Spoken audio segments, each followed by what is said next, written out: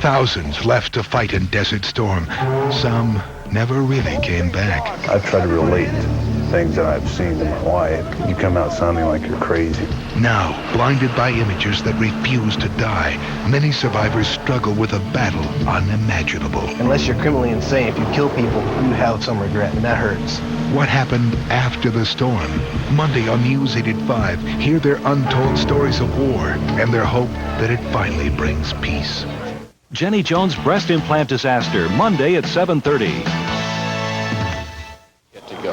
Another Democratic candidate is about to drop out of the race, but for others, it is showdown time on Super Tuesday. This is NBC Nightly News, reported by Garrick Utley. Good evening. It is the presidential test the candidates have been girding for, and the voters, perhaps impatiently, understandably, have been waiting for. It's called Super Tuesday, and the numbers tell you why. Primaries will be held in 8 states. Caucuses held in 3 other states. For the Democrats, 783 delegates are at stake. And when the results are in, we should have a clearer picture of the presidential race. And the field of candidates may already be getting somewhat clearer, or at least smaller. Andrea Mitchell is in Washington this evening. Good evening, Andrea. Good evening, Garrick. Soon it will be 3. After a dismal showing in South Carolina, Tom Harkin is expected to drop out tomorrow, having failed to turn out the labor vote he'd needed to survive.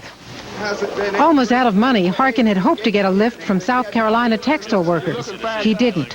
He has told friends he will quit the race tomorrow, giving up before the big Michigan primary on March 17th. Propelled by his big victory in South Carolina, where he won 78% of the black vote, Bill Clinton goes into Super Tuesday with a big head of steam. The Bible says where there is no vision, the people perish. Together we can do it, and I need your help on Tuesday. Visiting 2 black churches in Texas today, he tried to build on his strong lead among minorities. God bless you, and thank you for your time. Paul Tsongas was also in church today in Tennessee. There must be purpose. And that's true in politics. There must be purpose. It's not just getting votes. In South Carolina, Tsongas received only 4% of the black vote, a terrible result for anyone hoping to be the Democratic nominee. We are far behind the curve on this, but, you know, I am a stranger. The fact is that people need to know you as a human being. It's not just a name in a paper. Get some feel for you in the flesh, and that's just a matter of time. When they weren't praying this weekend, the candidates were heaping abuse on each other. Tsongas on Clinton. Much of what he said is simply untrue. The issue of nuclear power as my first option is just a blatant lie. Clinton on Tsongas. I think that Senator Tsongas has changed his position since this election started a lot more than I have. In the crucial state of Florida, they were also battling with negative commercials. Some people will say anything to be elected president. Now Bill Clinton is distorting Paul Tsongas' record on Social Security. Paul Tsongas or Bill Clinton? Time magazine says much of what Tsongas proposes smacks of trickle-down economics. Another character issue arose today. The New York Times said Clinton had invested in what sounded like a sweetheart deal, investing with a savings and loan that Clinton regulated as governor. When I became governor again, I think you can argue that maybe I should have gotten out of it, but frankly at the time it never crossed my mind because we were losing money. The idea that you're in a business relationship with someone you regulate, I think is an error in judgment. And Clinton has to worry about Jerry Brown, always on the attack. Bill Clinton is the candidate of the politicians, the hacks, and the people who've been ripping us off for the last 10 years. That's the truth. Tsongas is competitive in Florida, but is conceding most of Super Tuesday to Clinton, a son of the South. So it's likely nothing will be resolved until the big primaries in Michigan and Illinois next week. Garrett? Thank you, Andrea Mitchell. And now Lisa Myers, who has been looking at the Republican contest. Lisa, we know the pattern by now. Voters are sending President Bush a message. But is it due to the economy or Bush himself? Garrick, this is overwhelmingly an economic protest vote. Right now, voters are so upset over the economy that Mickey Mouse could pull 30% of the vote against George Bush. But voters also are frustrated with the president himself. They're upset that he broke his promise not to raise taxes. And they're upset that he seems not to have solutions to pressing national problems. What George Bush needs above all right now, Garrick, is a message. Well, that fact is then for Bush, this is a warning not for the primaries where he's going to beat Buchanan and get the nomination, but for the fall campaign for the presidency itself, isn't it? Absolutely, Garrick. 1 in 8 Republican voters in South Carolina said they would not vote for the president in the fall. He is losing among independents, which no Republican can afford to do and win.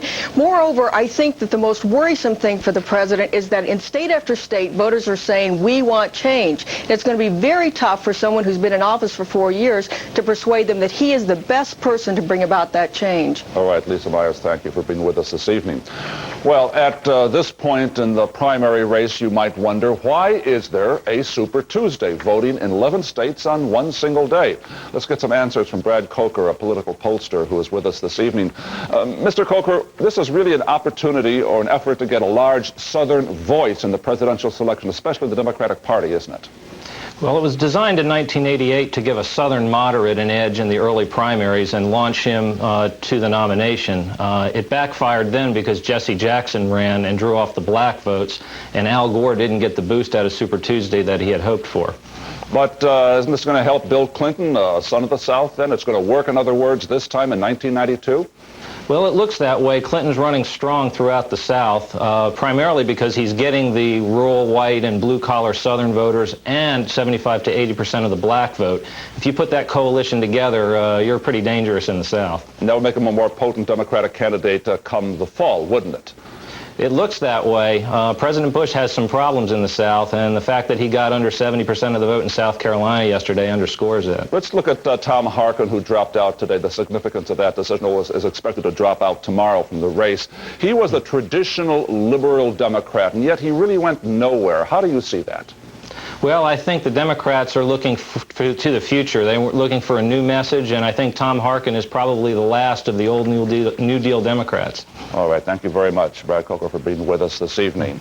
And we want to note that NBC News will report the election results on Tuesday night with a primetime special that begins at 9 Central Time on Tuesday evening. As we cover our world this day, we'll look next at the bouncing checks in Congress. There are a lot of them, as representatives wait nervously to learn who will be named. And also this evening on Focus, Robin Lloyd has the story of a convicted murderer and some doubts about his guilt. In recent years, doctors have discovered a flaw in eggs.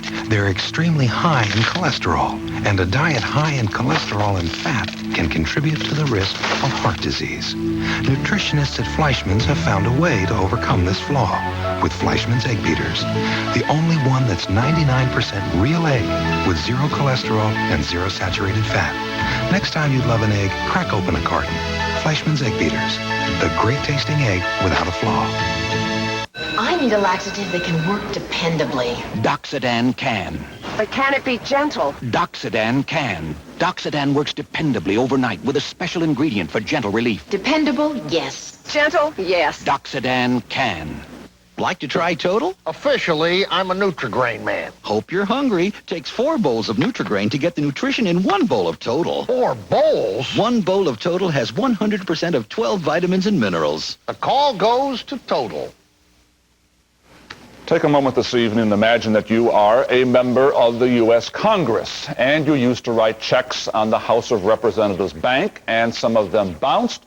You thought no one would mind, but they did. Now your name may be released to the public, to the voters back home. Are you worried? You bet. Here's Henry Chan. The magnitude of abuse is staggering. In just 39 months, House members wrote nearly 20,000 bad checks totaling almost $11 million. Once the best of perks, the House Bank was shut down after 296 current members were discovered to have bounced at least 1 check. Some were simple mistakes, but not all. It is clear by any standard that there were 55 very big abusers. There were another 44 who were clearly exercising extraordinarily bad judgment. Yet the Ethics Committee plans to reveal the names of only 19 of the worst offenders, those who bounced checks for amounts bigger than their monthly salaries on at least 8 occasions. That standard ignores 1 member who bounced 800 checks written for smaller amounts, and some members who were overdrawn by more than $100,000. Immediately, there were charges of cover-up. That is something that I cannot defend. I can't defend it to my constituents. The pressure for full disclosure is growing, despite the high stakes. I think when you go back home and you try to explain this kind of a scandal, if you're personally involved on this scale, it's almost impossible. Radio talk shows have seized the issue. It seems to me that ultimately and before the election, we're going to have a full list of names. Gossip and rumor and questions all over town about this are becoming intense. Oh, my, what a story. Even senators who are not involved worry about the backlash. The traditional American skepticism about politicians has now become widespread distrust and mistrust. It cost $1 million a year in taxpayers' money to run that bank. Many political experts are now saying full disclosure could cost 50 members their jobs in this fall's election. Henry Champ, NBC News, Washington. And now to weather in this country. And if you think this winter has been exceptionally warm, you are right. The National Weather Service has confirmed that this is the mildest winter on record. For California, winter, such as it is there, has meant relief from a 6-year drought. In fact, it's been one of the wettest winters in recent memory. But that does not mean the drought there is over. In Los Angeles, David Garcia. What's so confusing, even to Californians, is that Southern California lives on imported water from Northern California, because as a rule, it snows and rains in the north, not the south, filling huge reservoirs and dumping mountains of snow in the High Sierra. But this year, winter storms have washed logic down the drain, flooding parts of Los Angeles, leaving neighborhoods a soggy mess. But there are few reservoirs here. Most of the water goes out to sea. So even the experts in LA disagree on whether the drought is over. Clearly, the drought is over here in Southern California. I think it's misleading to say the drought is over. In the wealthy resort city of Santa Barbara, officials insist the drought is over. The city had instituted water rationing measures so severe that some homeowners painted their lawns to keep them green. Santa Barbara has its own reservoir, which is almost full, and a new water desalinization plant about to go online. They are claiming victory. First and foremost, conservation pays, that you can get a heck of a lot more water just by tightening up the system you've got. Clearly, this has been the wettest rainy season in 6 years of drought. But it doesn't cure California's real long-term problem. Too many people, not enough water. And many conservationists say Californians will have to learn to live with less. David Garcia, NBC News, Los Angeles. And as we continue, next, a convicted murderer and a question. Should he get a second hearing? After my heart attack, my doctor prescribed a regimen of exercise, eating right, and Therapy Bear enteric aspirin. Enteric means it's safety coated so it doesn't dissolve till it's past your stomach. Therapy Bear enteric aspirin. Polyshades by Minwax. It's a stroke of genius. Polyshades is rich stain and polyurethane protection in one. Polyshades gives wood a beautiful protective finish in half the time. Polyshades by Minwax. I think I'll make fresh dressing. Good seasons? Mm-hmm. Which oil? Pick a light one.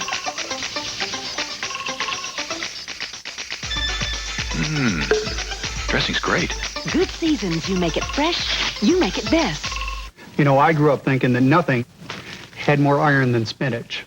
But ounce for ounce, prunes have the same amount, and they're a much better snack. Sweet, delicious California prunes. Find out how good they really are.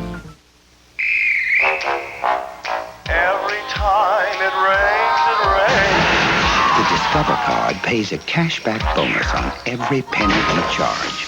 Pennies from heaven. It pays to Discover. For painful gas, which would you choose? Your antacid or Gas-X, the tablet made for gas? It's extra strength, 100% simethicone to fight gas faster. Faster than your antacid. Fight gas right with Gas-X. On Focus this evening, we look at one aspect of our society, specifically how our criminal justice system deals with reasonable doubts. What should happen when a convicted murderer withdraws his confession and physical evidence raises doubts about his guilt? Robin Lloyd looks at a case in Virginia. Convicted murderer Joseph Geritano is lucky to be alive. He narrowly escaped the electric chair last year when Virginia Governor Douglas Wilder commuted his death sentence to life in prison. The reason he intervened in my case is because of questions of innocence. That question hasn't been resolved. Questions of innocence have surrounded Geritano for most of his 13 years in prison. I see myself a victim in the sense that the system failed in my case. I fell through the cracks. February 4th, 1979, the bodies of a woman and her 15-year-old daughter are discovered at this house in Norfolk, Virginia. Barbara Klein, stabbed to death. Daughter Michelle, strangled, an apparent victim of rape. One day later, Joseph Geritano, a drug addict who was living with the Kleins, turns himself in and confesses. He tells a court-appointed psychiatrist his feelings about the daughter. I wanted to kill her. An open and shut case, that's what police thought. But Geritano, who had attempted suicide and told the judge he wanted to die, gave 5 confessions, all different. Some people started asking questions.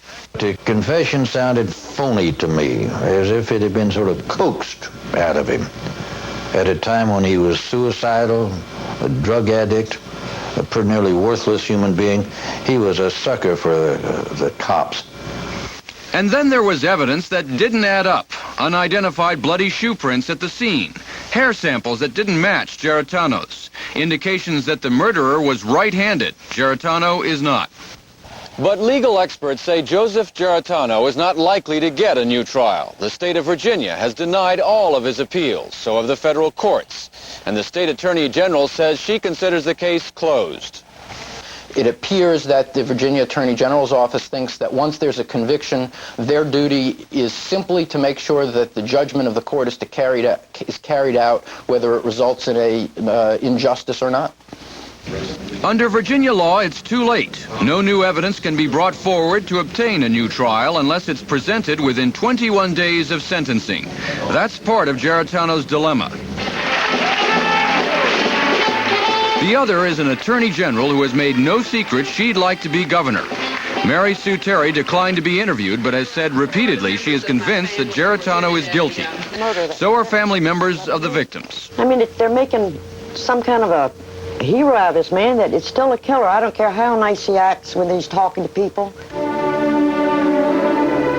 But Geritano's efforts to overturn his murder conviction have attracted national and international attention. He has written articles on the Constitution for legal journals and become an expert on the appellate process. The question now is, do you sentence somebody where there's reasonable doubt to life in prison? Supporters of Geritano now have private investigators looking for evidence to clear him. Innocent or guilty, Geritano has succeeded in raising questions about a legal system which has turned a deaf ear to his claims of innocence. Robin Lloyd, NBC News at the Augusta Correctional Center, Virginia. And we'll have more news as we continue.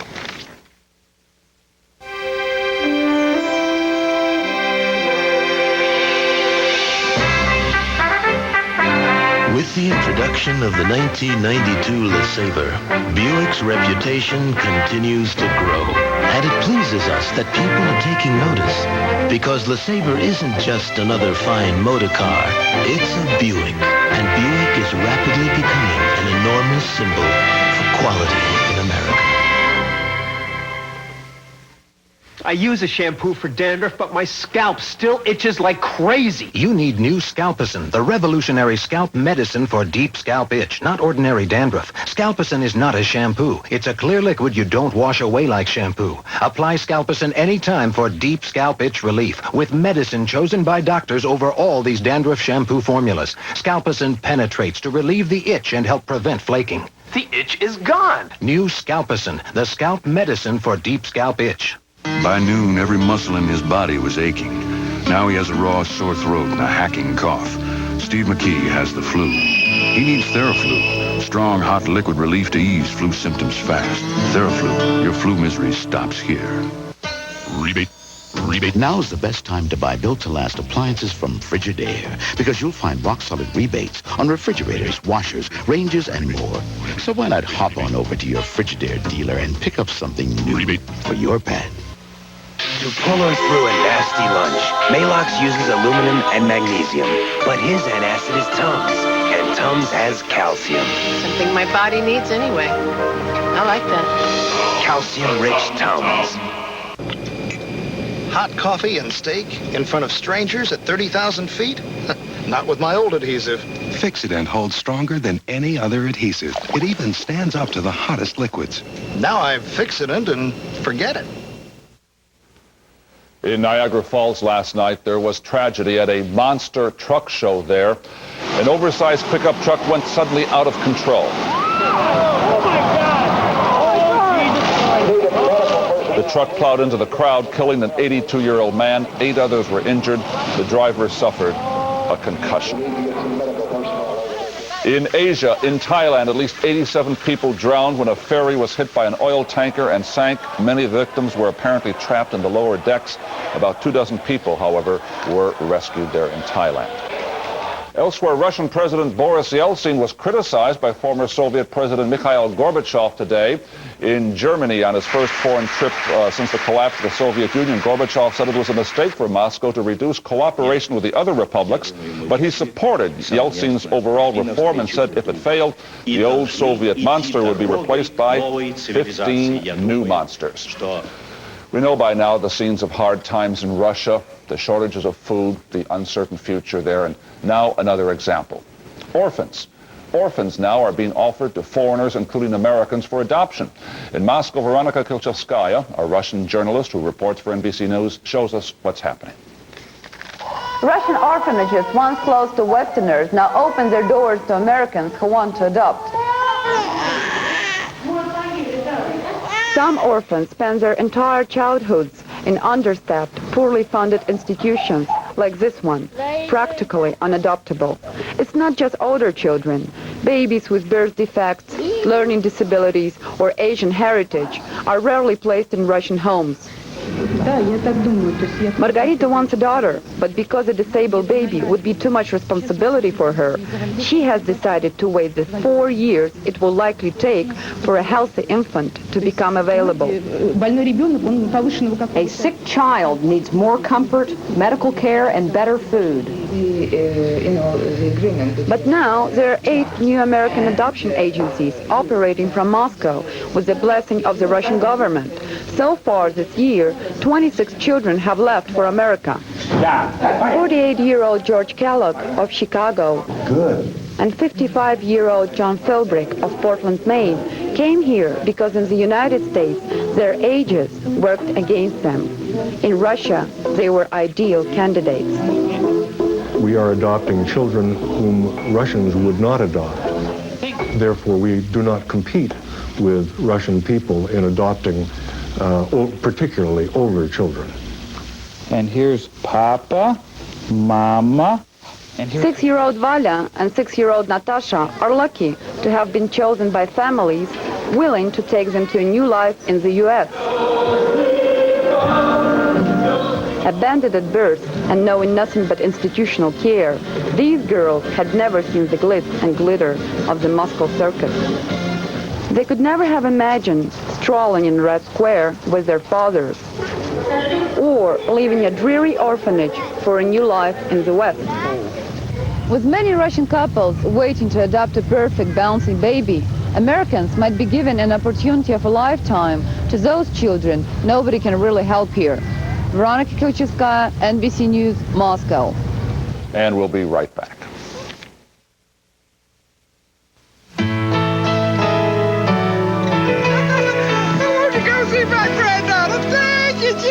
Think about your daydreams, what you would do if you won $1 million out of the blue. Miracles can happen for you. Publishers Clearinghouse, the house where dreams come true. Why cook in oil, margarine, or butter? All natural Pam adds only 1/10 the fat and calories and keeps food light and delicious. Pam cooking spray, because how you cook is as important as what you cook. My granny's spaghetti recipe. With ordinary grated topping? Oops. Some are 1/3 fats and fillers, but Kraft is 100% grated Parmesan for 100% great taste. Granny would approve.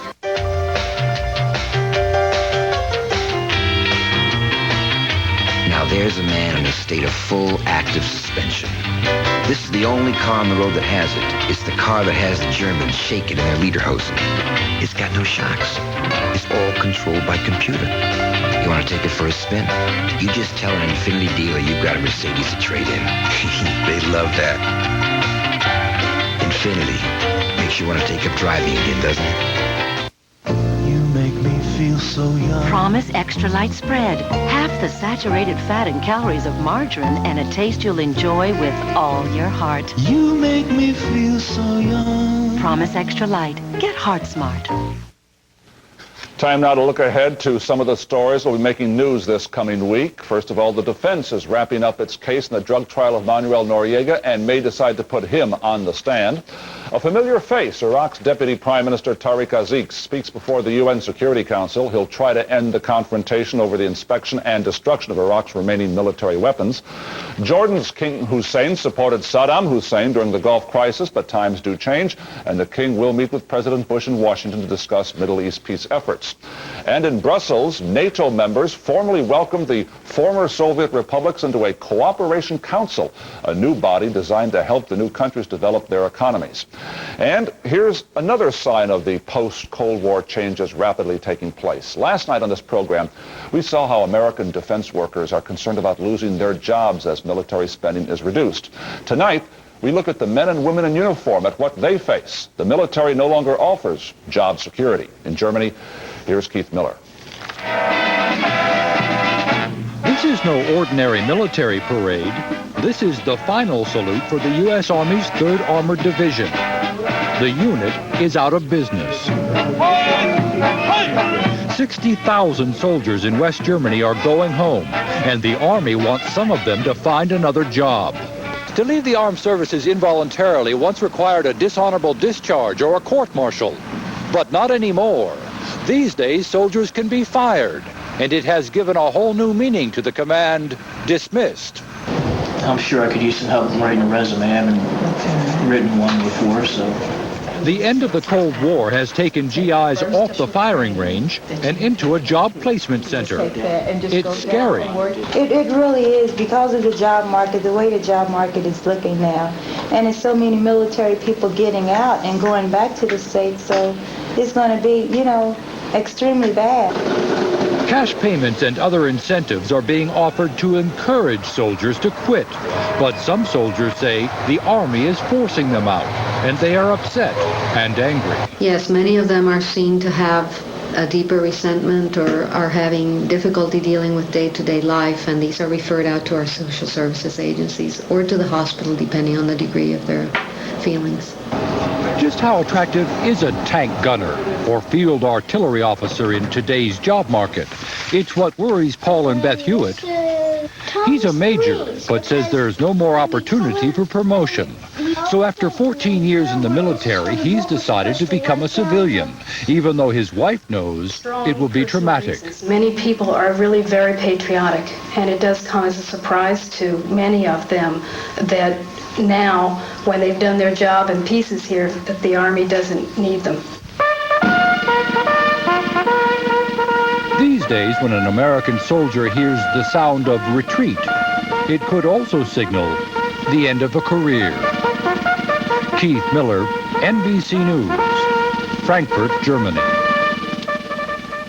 And that is our look at our changing world this day. Tom Brokaw will be here tomorrow. I'm Garrett Gutley. Good night for NBC News.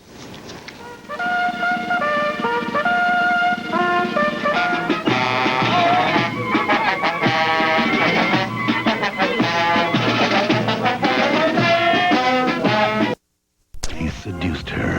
But I feel that when I go to my office in the morning,